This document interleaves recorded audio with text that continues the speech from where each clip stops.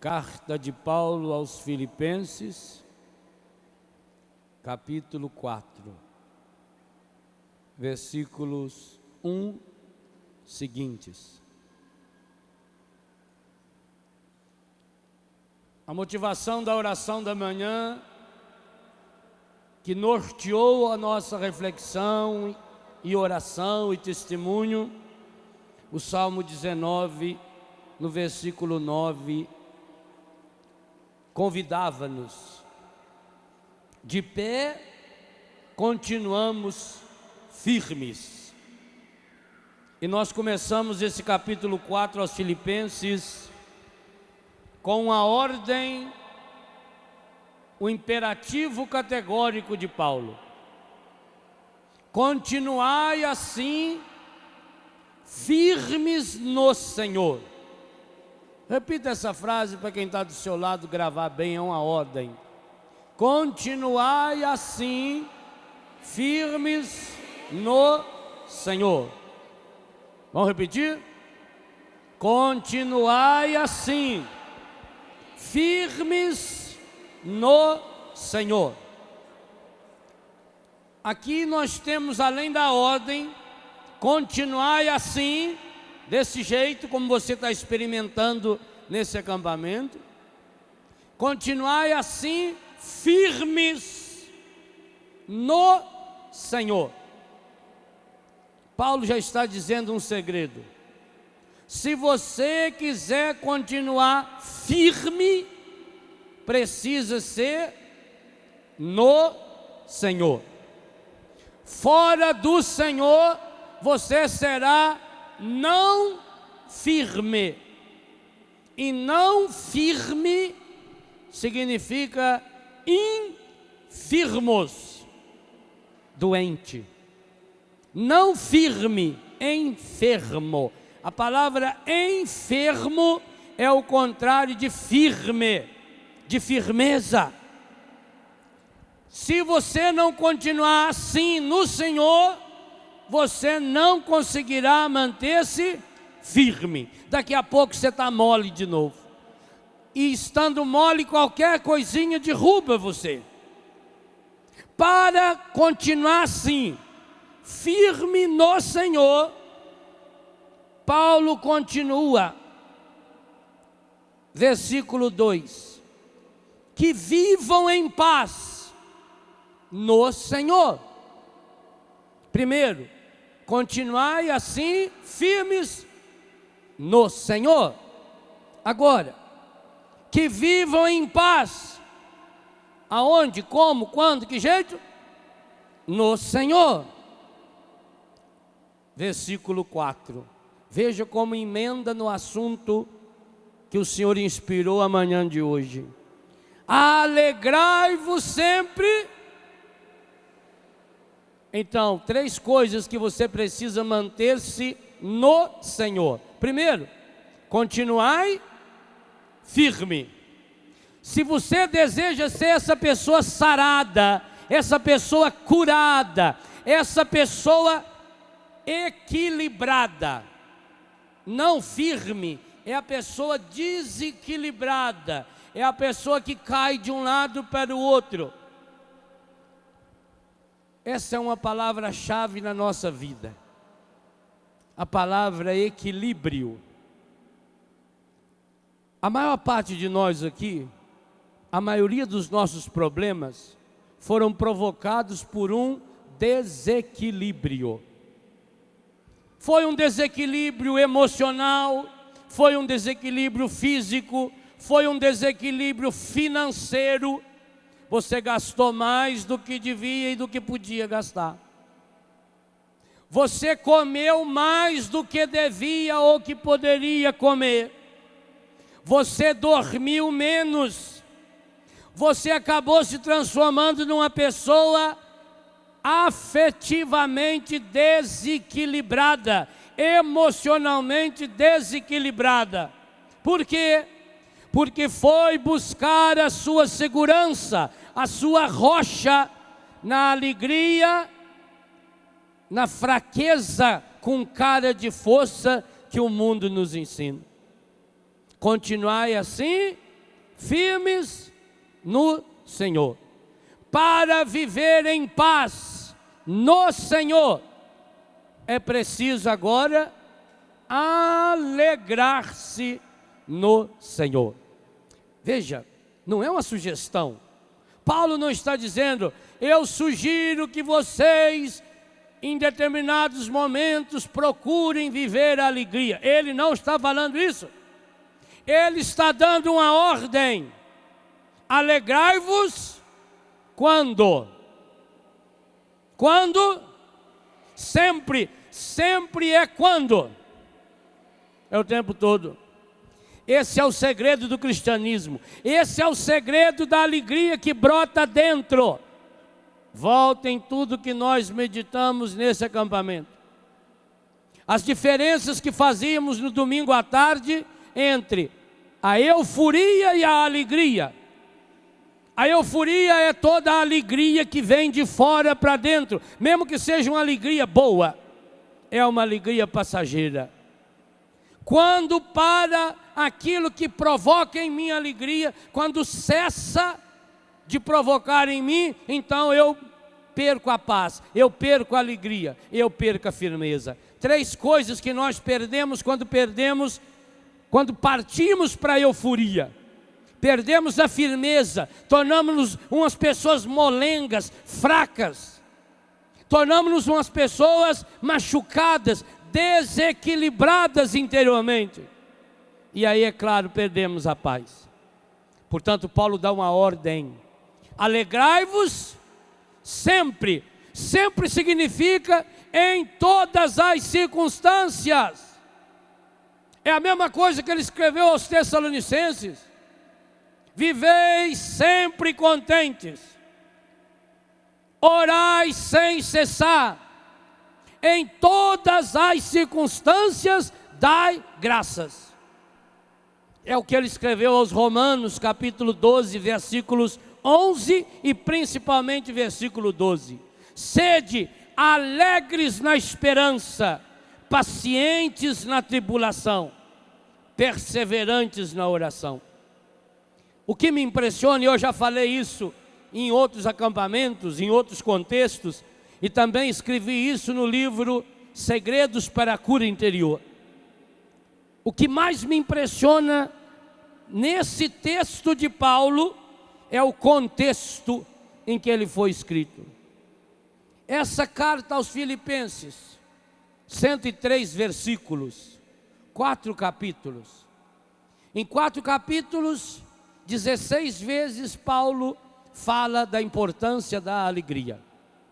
E em 3, pelo menos, o capítulo 3, versículo 1, e 2 vezes aqui no capítulo 4, versículo 4, Paulo diz que a alegria precisa ser uma ordem a ser cumprida, que não é uma opção, que é um dom de Deus, como já meditávamos ontem, mas que também é uma busca humana, é uma decisão humana. O que mais me impressiona nessa carta é quando depois, com os estudos que a gente vai fazendo da Sagrada Escritura, eu vi a descobrir que ele escreveu essa carta quando estava na prisão. Como é que um homem preso, e preso significa sem roupa, com uma bola de ferro presa aos seus pés, todo ferido e machucado, como ele mesmo descreve, ou em Atos 16, ou na segunda carta aos Coríntios, com todo o sofrimento que Paulo passou. Olha, gente, eu escrevo isso no livro Segredos para a Cura Interior. Paulo é uma daquelas pessoas que só teve prejuízo depois que se converteu a Jesus Cristo. Paulo era um homem do ponto de vista humano importantíssimo. Paulo era fariseu. Paulo era um respeitado, tão respeitado que quando foi para prender os cristãos, ele que recebeu essa missão. Um homem que estudou na escola de Gamaliel, a mais importante escola farisaica que existia. Um homem de tripla cidadania. Era cidadão romano, era cidadão grego, era cidadão judaico. um homem que falava fluentemente 3 idiomas, um homem que chegava na Grécia e fazia discurso em grego, um homem que chegava em Roma e diante do rei fazia discurso em latim, um homem que falava fluentemente e escrevia em hebraico e com certeza sabia o aramaico, portanto 4 línguas. Um homem de uma cultura espetacular. E o que foi que Paulo ganhou depois que ele se converteu? Paulada em cima de paulada. 3 vezes, diz ele, recebi dos judeus as 40 chicotadas menos uma. Significa que Paulo recebeu 117 chicotadas dos judeus.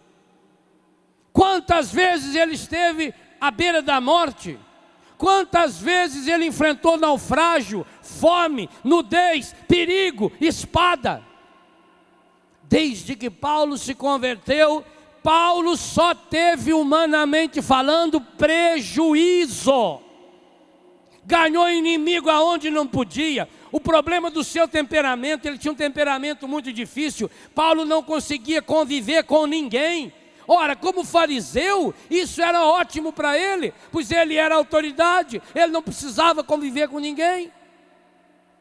Ser cristão, do ponto de vista humano, foi o maior dos atrasos que aconteceram na vida de Paulo. Inclusive, segundo ele mesmo escreve, perdeu também a saúde. Perdeu a saúde. Perdeu o dinheiro, porque até o imperador ficou enrolando ele lá para ganhar o dinheirinho dele.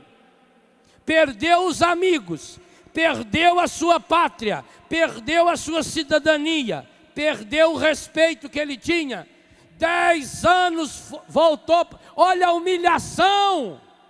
Um homem que era fariseu, um homem que era chefe de um exército, depois que se converteu, porque aí aconteceu um problema. Ao se converter, ele foi expulso do judaísmo.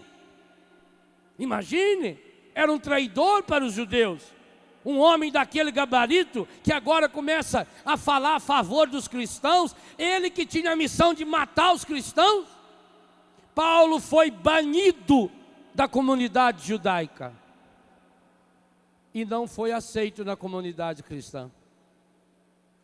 É levado ao encontro de Pedro, os dois se desentendem e Paulo tem que voltar para Tarso, aonde passa 10 anos.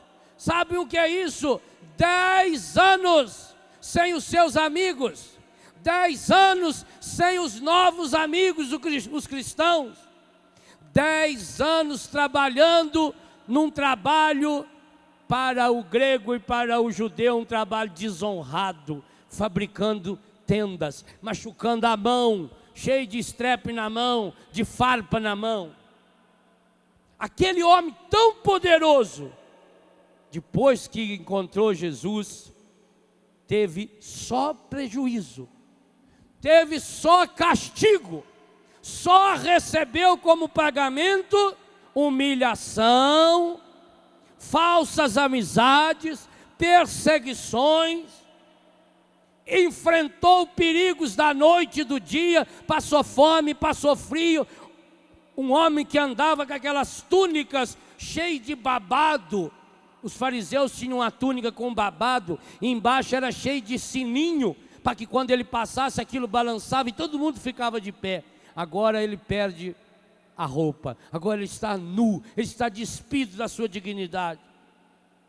Paulo só teve prejuízo porque acreditou em Jesus, mas se manteve firme em Jesus.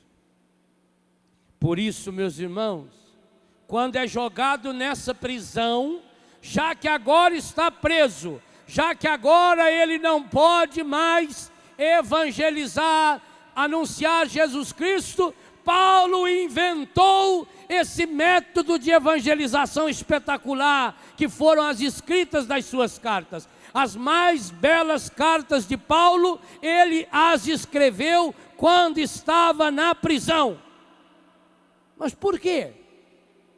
Será que na prisão Paulo não tinha tudo para fazer aquele exercício que eu falava ontem à tarde?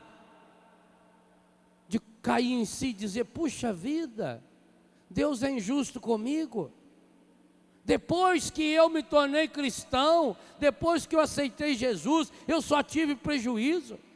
E ele podia fazer uma lista, um calendário com uma caneta vermelha, quem sabe, para lembrar o sangue do cristianismo, os prejuízos que eu tive depois que me tornei cristão. Paulo, se escrevesse um livro com esse tema, seria um livro imenso.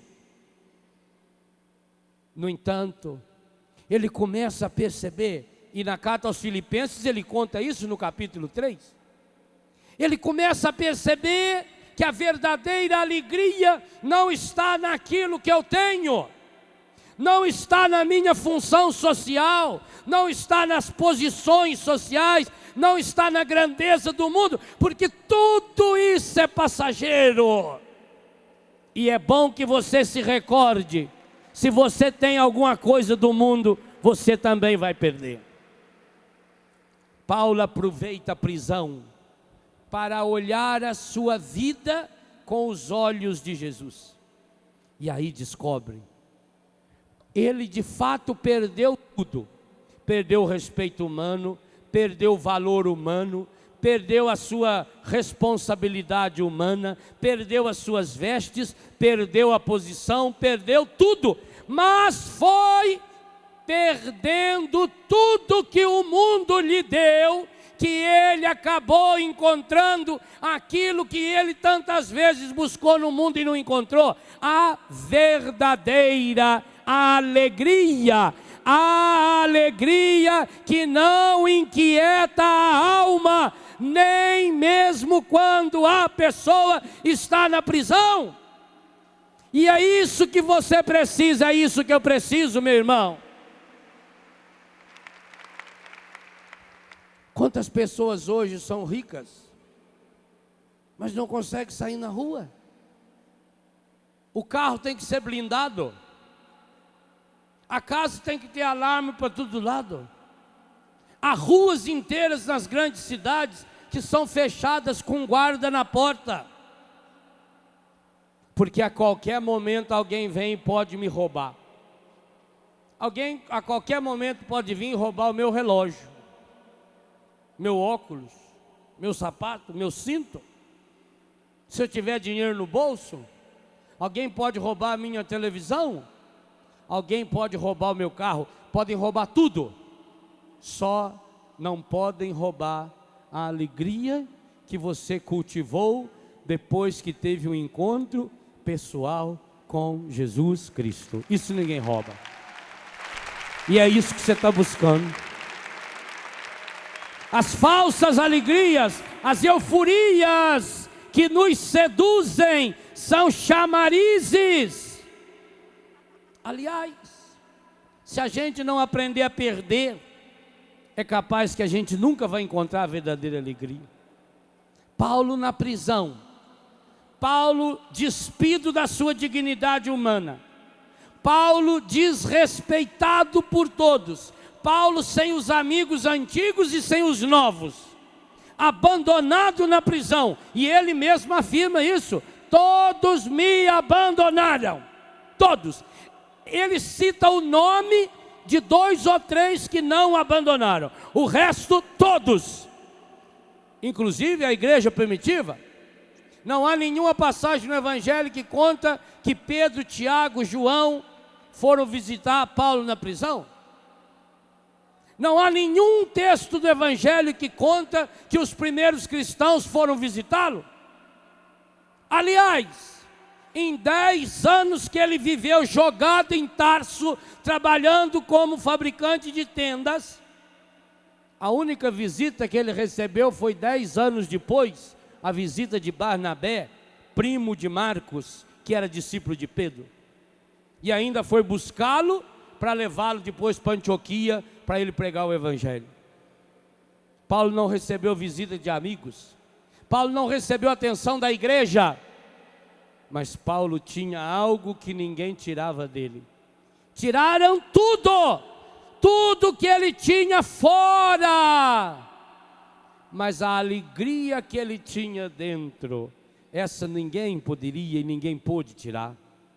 Meus irmãos, há 5 anos atrás, o mundo ficou conhecendo um homem que pregou o retiro de Quaresma, para a sua santidade o Papa João Paulo II, junto com os bispos e cardeais do Vaticano. Esse homem faleceu 2 ou 3 anos depois. Vantuan, François Vantuan, depois cardeal, um bispo vietnamita, que com a guerra do Vietnã foi jogado numa prisão e permaneceu nessa prisão com a roupa do corpo. A única coisa que ele tinha era a túnica que ele foi preso e o texto que estava no bolso dele. Nem um texto do evangelho ele tinha, nem um livro de rezar ele tinha. Injustamente preso porque acreditou em Jesus, preso por ser fiel a Jesus. E o que ele fez na prisão nesses 17 anos que permaneceu injustamente preso? Transformou a prisão num lugar absolutamente sagrado. Já que ele não podia falar de Jesus, Vantuan resolveu imitar Jesus. E começou tratando bem os soldados que o feriam, os soldados que o humilhavam. Cada vez que ele recebia uma palavra de humilhação, uma violência de um soldado, cada vez que o pegavam firme pelo braço e o arrastava para mudar de uma cela para outra, ele agradecia com um sorriso. E com isso ele converteu alguns soldados. E foi uma grande graça para a igreja do Vietnã. Muitos padres do Vietnã hoje, muitos, são padres graças à prisão de Vantuan. Porque como os outros bispos não podiam ordenar nenhum seminarista padre, porque se ordenasse ia preso, era proibido pelo governo do Vietnã. Logo, como Vantuan já estava preso, não tinha perigo de ser preso de novo. Os bispos mandavam os seminaristas prontos para ordenarem com uma carta, e como Vantuan tratou bem os carcereiros, o carcereiro deixava entrar de noite o seminarista na cela, e enquanto todos estavam dormindo, o Vantuan sozinho numa cela de prisão ordenava aquele seminarista. O menino entrava ali seminarista, sairia dali sacerdote para levar o evangelho para o país inteiro. Muitos foram os ordenados por Vantuan. E porque ele tratou bem o guarda da noite, deixava que ele recebesse uma visita inofensiva. Era a visita de um moleque, era a visita de um menino. Mas esse menino não ia só visitar Vantuan, ele ia, levava escondido um pedaço de papel, porque a pobreza era muito grande e ele não tinha nem mesmo um caderno para escrever. O menino conseguia uns pedaços de papel, como se fosse papel de pão, e levava escondido no bolso.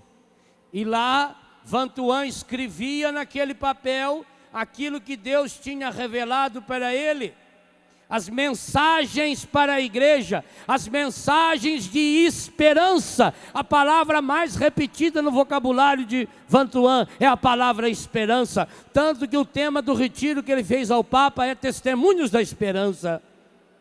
E esse homem da prisão evangelizou o Vietnã, evangelizou os cristãos. E aliás, nos evangeliza hoje, porque graças a Deus os escritos da prisão de Vantuan se transformaram em livros, E hoje esses livros estão espalhados por pelo menos 50 países, 50 línguas diferentes no mundo. Estão lendo, os cristãos do mundo estão lendo aquilo que Deus inspirou para ele na prisão. Ele não podia celebrar a missa. Sabe como ele celebrava a missa? Com as migalhas de pão que deixavam ficar com ele, migalhas, na palma da mão, com um conta-gotas, que ele conseguia uma gota de vinho, escondido. Assim vocês imaginem essa cena, um bispo, depois cardeal da igreja, celebrando a Eucaristia, na palma da mão, correndo o risco de ser assassinado por isso, pingando uma gota de vinho, que era a única coisa que ele tinha, mas se alimentava do corpo, sangue, alma e divindade de nosso Senhor Jesus Cristo. E você, meu irmão? E você, minha irmã? Por que será que você não tem a verdadeira alegria ainda? Por que será que você está cada dia mais emburrado, nervoso, reclamando de tudo e de todos? Por que será que você diz, Deus não me escuta? Ele não escuta mesmo. Porque quantas vezes você bastaria atravessar a rua e do outro lado tinha a celebração da Eucaristia e você inventou 1 milhão de motivos para não ir à missa? Porque você ainda não descobriu a firmeza no Senhor. Porque você ainda, me desculpe a honestidade, você ainda não encontrou a alegria do Senhor. A alegria do Senhor é a nossa força. É por isso que, infelizmente, quantos de nós somos fracos demais, não nos mantemos firmes no Senhor. Perdemos a paz com qualquer coisinha, qualquer coisa nos rouba a alegria. Aqui está uma alegria que nem o demônio consegue tirar.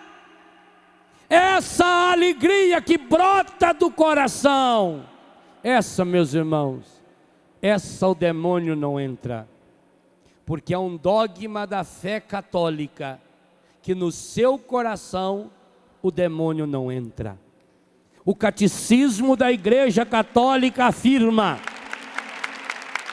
que o seu coração é um núcleo, eu vou usar a palavra do catecismo, é um núcleo secretíssimo, sacrário, inviolável. Dentro do seu coração o demônio não entra, inclusive Deus o livre e guarde. Se você um dia for numa sessão dessas religiões que oferecem-se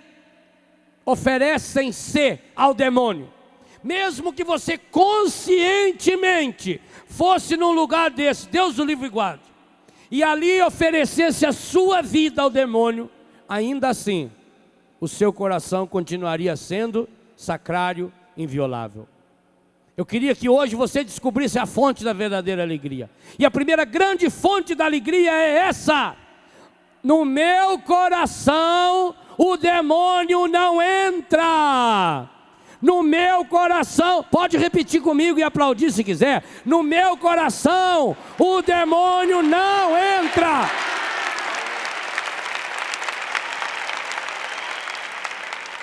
Repito, nem se você desejar.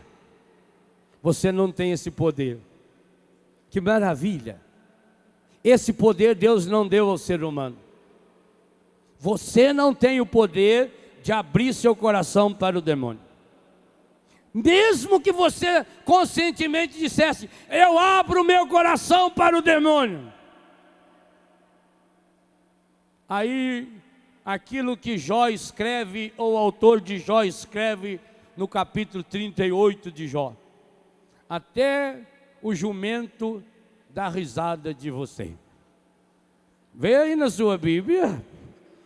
Eu acho espetacular esse texto. Livro de Jó. Jó.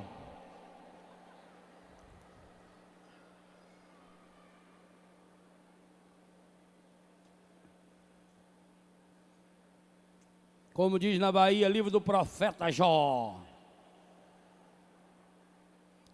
Capítulo 39, versículo 5. Quem pôs o asno em liberdade? Quem é asno? Não levanta a mão, não. Asno é burro. Quem pôs o asno em liberdade? Quem rompeu os laços do burro selvagem?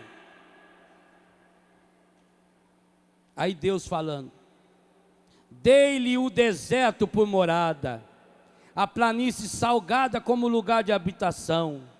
Versículo 7, lê aí.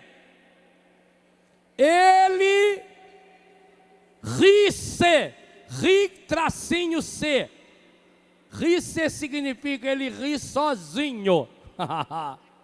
Quando você olhar um burro olhando você assim com a boca meio virada, ele ri-se do tumulto da cidade, não escuta os gritos do cocheiro. O cocheiro é você, sua anta. Deus disse para Jó que o burro riu dele. Agora você pensa bem. Retome o que o padre Zé Augusto falou na missa ontem. Se o Jó, que era aquele homem espetacular, o burro riu dele, imagine de você. Imagine quando o burro olha para a minha cara. Ele ria dessa agitação. Por que que o burro ri de você? Porque você é uma besta. Porque você fica acreditando que o demônio tem poder de destruir o seu coração. Oh, meu irmão, a sua igreja afirma como certeza de fé: o seu coração é um sacrário inviolável.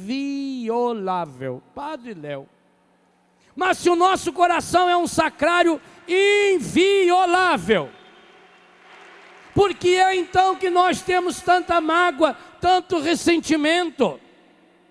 Como é que o senhor explica que eu seja uma pessoa tão triste?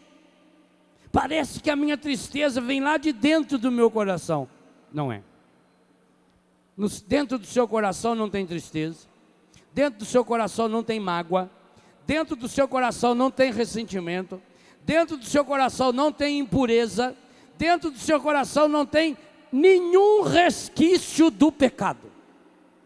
Dentro do seu coração só existe lugar para uma pessoa que você não tem o poder de tirar lá de dentro, porque ele entrou lá quando fez você. Dentro do meu e do seu coração só tem lugar para Deus. Quem mora no meu coração é Deus. Se eu estou consciente disso ou não estou consciente disso, tanto faz. Mas então por que você está em tristeza? Por que você tem angústia? Por que você é deprimido? Por que você é nervoso? Por que você é impuro? Porque não podendo entrar dentro do meu coração, não podendo entrar dentro do seu coração, o que o encardido faz? Ele começa a trabalhar em volta do coração e vai criando uma casca. Quanto mais você peca, quanto mais você reclama, por isso que ele gosta da lamúria. Cada vez que você está lamuriando, que você está remoendo, ele vai lá com o pincelzinho dele de tinta e vai passando em volta do seu coração. Esse é o poder que ele tem. E aí chega um momento que o seu coração está pesado. Chega um momento que a casca do seu coração virou uma casca de pedra. Por isso que você fala: ah, padre, agora o senhor está explicando bem por que o meu marido é casca grossa. É por isso mesmo. Não existe gente ruim no mundo. Existe gente que consciente ou inconscientemente deixou o encardido construir uma casca. Em alguns essa casca é uma casca igual de ferida. Em outros já é de couro. Em alguns já é uma casca de pedra. Então seu coração está lá dentro, querendo Deus. O seu coração está clamando por Deus, porque dentro do seu coração existe Deus. Você é morada de Deus. Não sabeis que vosso corpo é templo que habita Deus? Deus faz morada, principalmente você que é católico, que comunga Jesus Cristo. Jesus entra pela boca, derrete-se inteiro, por isso que ele derrete, que é para passar a camada de pedra, a casca grossa, a casca de droga, a casca de pornografia, a casca de violência, a casca de mentira, todas as cascas que foram colocando no seu coração. Alguns estão com o coração pesado, cansado, porque a casca é muito grande. E aí quando você olha para o seu coração e ele está com aquela casca medonha, você acha o seu coração feio. Então, como você já está íntimo do encardido, a profissão dele é encardir, você pede para ele que ele mude o seu coração. Mas como ele não pode mudar o seu coração, o que é que ele faz? Ele dá de novo uma pintura nova no seu coração. Ele pinta a casca do seu coração. Por isso que na hora você fica feliz. Sabe aquela casa pintada, bonita, você chega novinha, aquele cheiro de tinta. Só não sabe que aquela tinta ela é guache. Primeira chuvinha, se alguém espirrar perto de você, a tinta já sai. A tinta tem cheiro de nova quando é nova. E depois? Depois você percebeu que aquela tinta virou um cascão.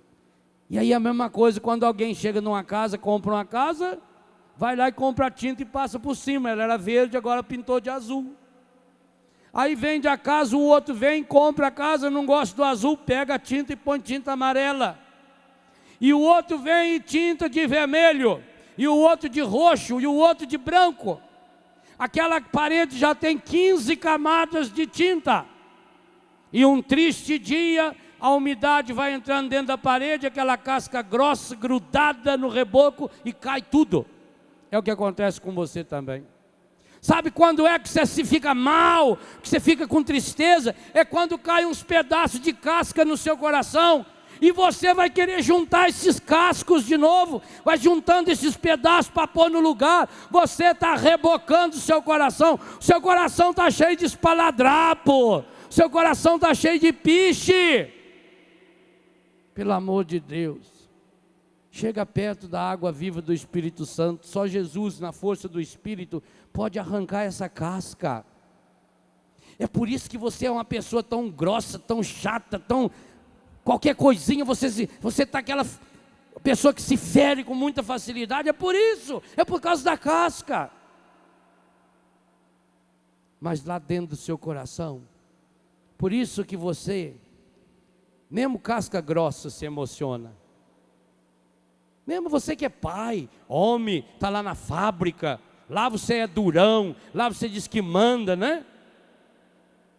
Eu quero ver um pai que não deixa escorrer uma lágrima atrevida diante do filho que vem correndo e pula no colo e beija assim com aquele nariz sujo, cheio de ranho.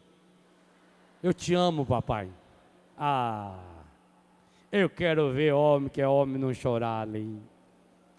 Eu quero ver homem que é homem não chorar. Como eu chorei muitas vezes também, quando ia em Curitiba no Hospital Pequeno Príncipe, e via aqueles menininhos, aquelas menininhas de 2, 3 anos, 1 ano de idade. Magrinho, magrinho, magrinho, magrinho, sem nenhum cabelinho, cheio de agulha enfiada pelo corpo, sonda no nariz, porque o câncer está comendo aquela criança. E você chega na beira do vidro da UTI e a criança olha para você e sorri. Meu Deus, quando eu vejo uma criança doente sorrindo, eu entendo um monte de coisa que a vida explica para a gente. Eu queria ver o homem durão, engravatado, doutor, presidente, isso, aquilo, eu queria ver. Eu queria ver ele chegar na beira de um berço desse, do filho dele, e falar: não, isso aí não é nada, não, isso aí logo passa. Não, sabe por que você chora? Porque você é humano. Você chora porque o encardido conseguiu fazer a casca. Ele já fez de fato em você uma casca dura. Você já é um casca dura. E isso não tem dúvida. E eu não posso mentir para você. De fato, você é insuportavelmente casca dura. Diga para quem está do seu lado: casca dura. Cascão. Cascuda. Você é casca dura.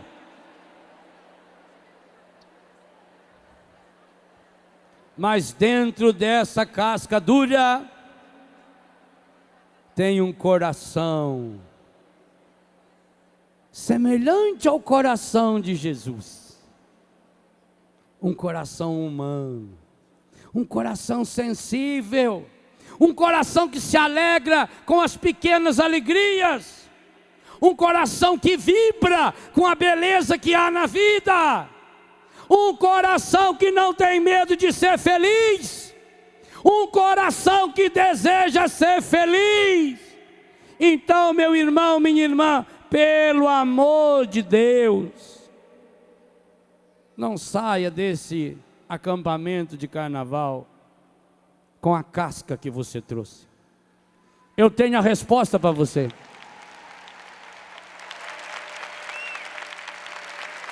Ah, padre, mas minha fé é muito pequena e a casca do meu coração é muito dura.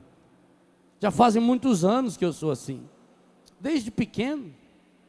Quando eu era moleque eu já era assim. Eu já era irritado, eu já era nervoso, eu já era impuro, eu já bulia nas coisas, eu já apanhava. Minha mãe já dizia que eu não prestava, que eu puxei para minha avó. Eu já sou assim faz muitos anos. O meu coração é uma pedra dura e a minha fé é muito pequena. É água mole em pedra dura. Então, querido, leve o seu coração casca dura para debaixo do coração mole, manso, humilde, sereno de Jesus, e Ele vai derramar água viva. Mas aí tem uma coisa fundamental. Se você não chegar perto de Jesus, Ele não pode fazer nada. Porque Ele diz: eu estou à porta e bato, se você abrir eu entro. Ele se colocou para mim e para você como aquele único que pode sarar as feridas do nosso coração. Mas nem Jesus, grave bem o que eu vou falar, nem Jesus pode mudar o seu coração de fora para dentro. Nem Jesus, nem Deus. É preciso que você abra uma portazinha, porque aí Ele derrama lá dentro a gota viva do Espírito Santo. E o Espírito Santo fecunda o seu coração. Esse é o trabalho do Espírito Santo. E quando você deixa o Espírito Santo fecundar o seu coração, Ele começa a transformar o seu coração. Essa é a grande obra do Espírito Santo. Por isso que a alegria verdadeira só pode vir do Senhor. Por isso que cada vez que você for buscar a alegria que o mundo oferece, será uma alegria momentânea, será uma alegria instantânea, será uma alegria daquela hora, mas depois vai passar. E seria uma pena tão grande. Você que veio de tão longe, seria uma pena tão grande. Você que já tem uma certa idade, seria uma pena tão grande. Você que está doente, voltar para casa com a casca do seu coração pintada, bonita, cheio de retratinho, cheio de brilho, mas casca. E lá dentro seu coração vai continuar batendo e dizendo: eu quero amor, Sabe o que seu coração pede para você dia e noite? Eu quero amor. Tudo que eu faço é para ganhar amor. Eu não estou falando de você jovem, não. Eu estou falando de você que tem 80 anos de idade. A única coisa que você precisa é amor, meu irmão. Isso que você está buscando. Sabe quando você pega dinheiro e paga uma prostituta e vai se relacionar com ela? Você que carrega aí no bolso uma camisinha como se fosse homem. Homem verdadeiro é aquele que tem coragem de tirar a camisinha e jogar fora. Quando você vai atrás. E aliás, daqui a pouquinho Jesus vai passar pertinho de você. Quem sabe não é o que esteja faltando você jogar fora essa porcaria que você tem aí. Ontem eu vi na TV Canção Nova, no jornalismo da sucursal de Brasília, falando que o Viagra, remédio mais consumido no Brasil, está sendo comprado por jovens. Jovens, senhores que não têm o problema, a doença, mas compra porque quer impressionar alguém. É isso que faz você ser homem? Ô, meu irmão, deixe de ser besta. Dentro do seu coração não há Viagra que levanta nada. Dentro do seu coração não existe antidepressivo. Os antidepressivos não entram a casca, não atravessa a casca do seu coração. A droga não atravessa a casca do seu coração. É por isso que mesmo quando você está drogado, você está chapado, você está bêbado. Aliás, você já notou nos botecos, passa de vez em quando nos bares, senta lá um pouco, você nunca viu na vida tanto homem chorando. Depois começa a beber, começa a chorar. Estou me lembrando da minha mulher. Tudo que eu vi, aquela safada sem vergonha, aquela ordinária. Me dá outra aí. E pior, eu gosto daquela danada.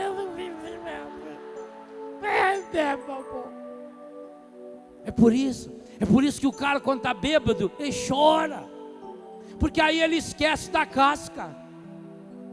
É por isso que o jovem drogado vai para a zona, e ele não vai lá para se relacionar sexualmente. Muitos deles vão para a zona para chorar no colo de uma prostituta.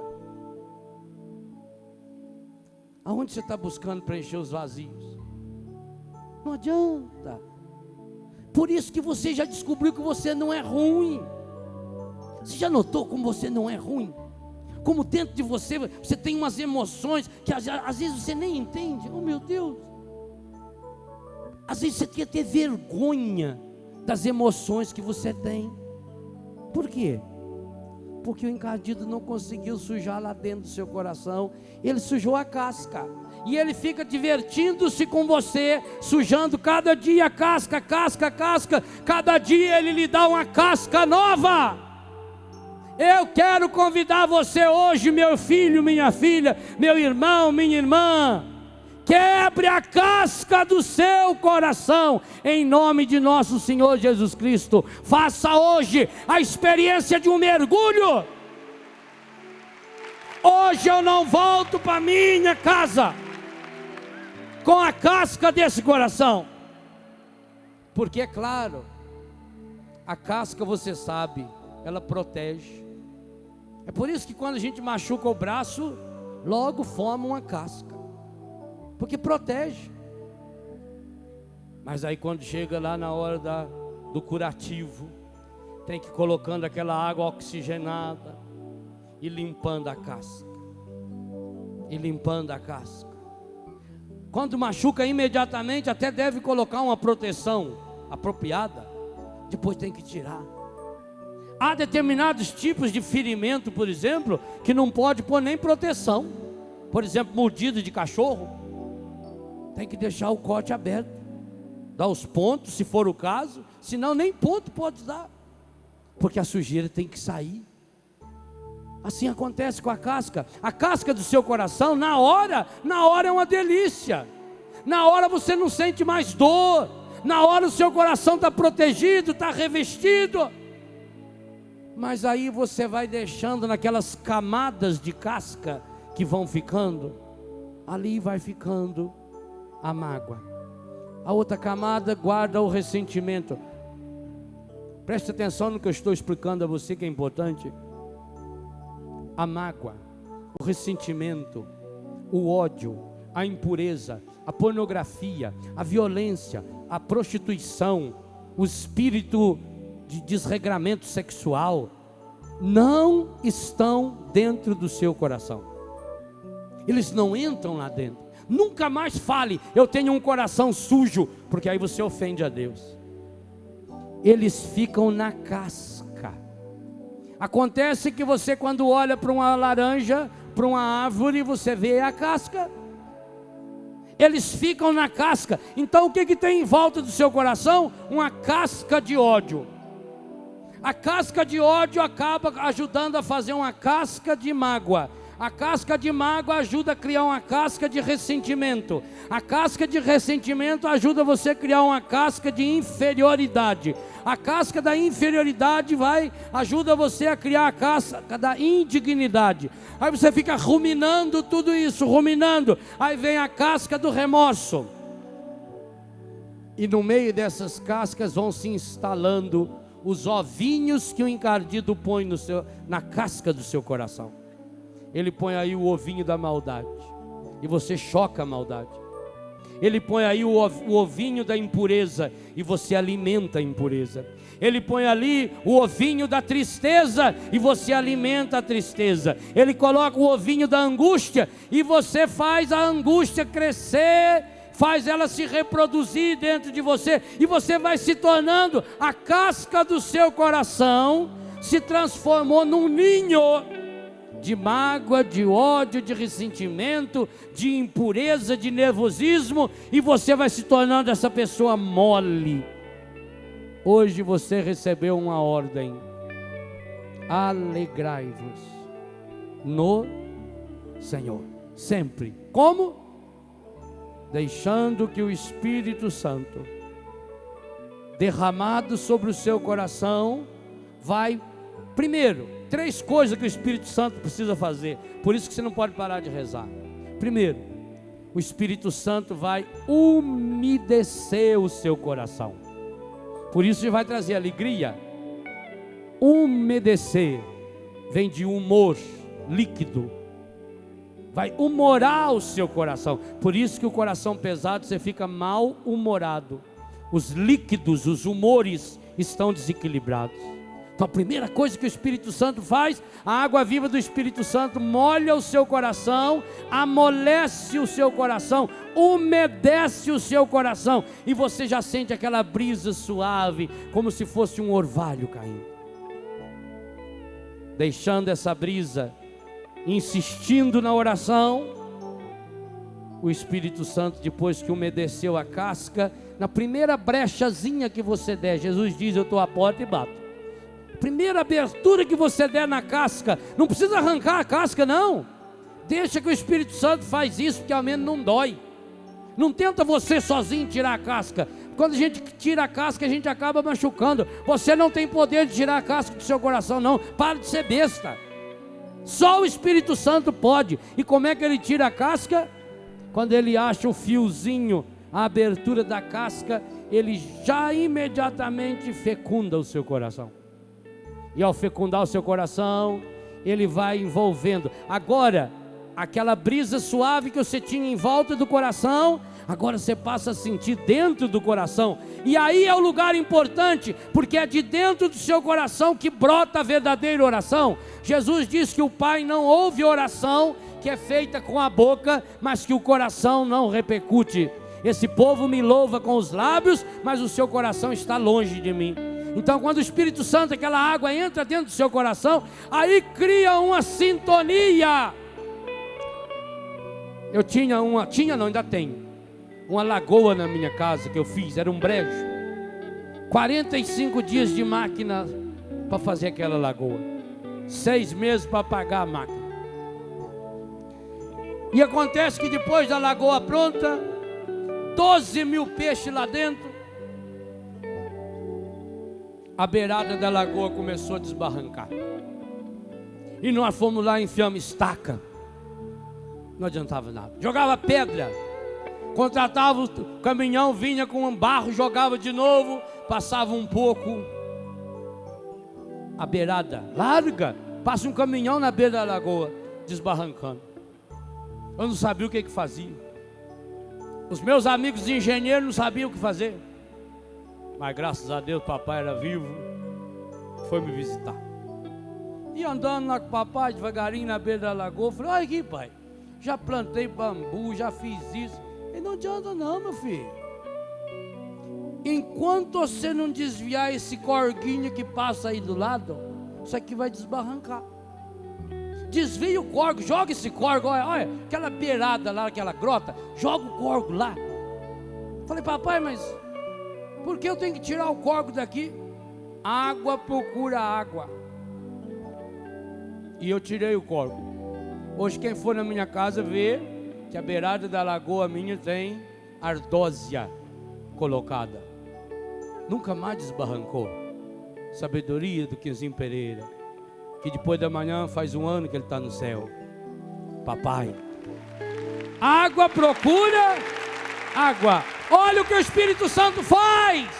Ele quer achar uma brechazinha no seu coração para fecundar o seu coração com a água viva, porque aí a água procura água, a água de dentro do seu coração vai procurar a água viva de fora do seu coração, e essa água viva é Deus.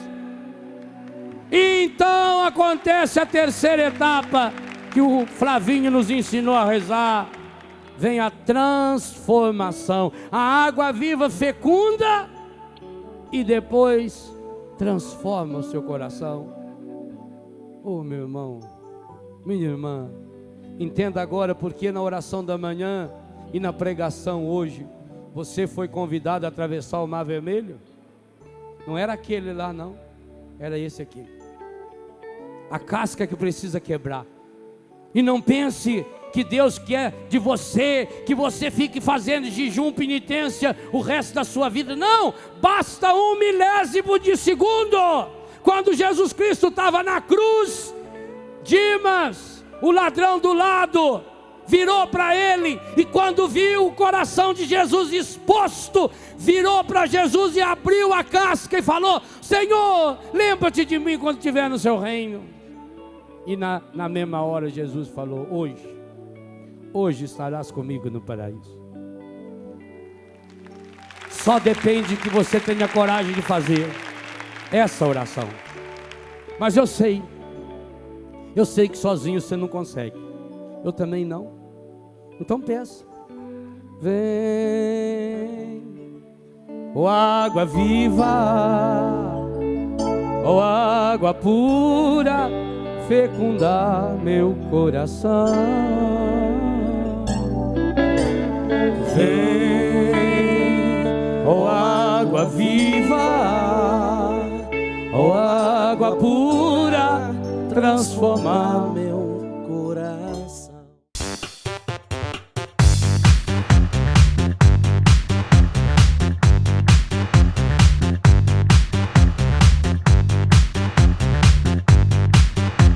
CançãoNovaPlay.com. Assine já!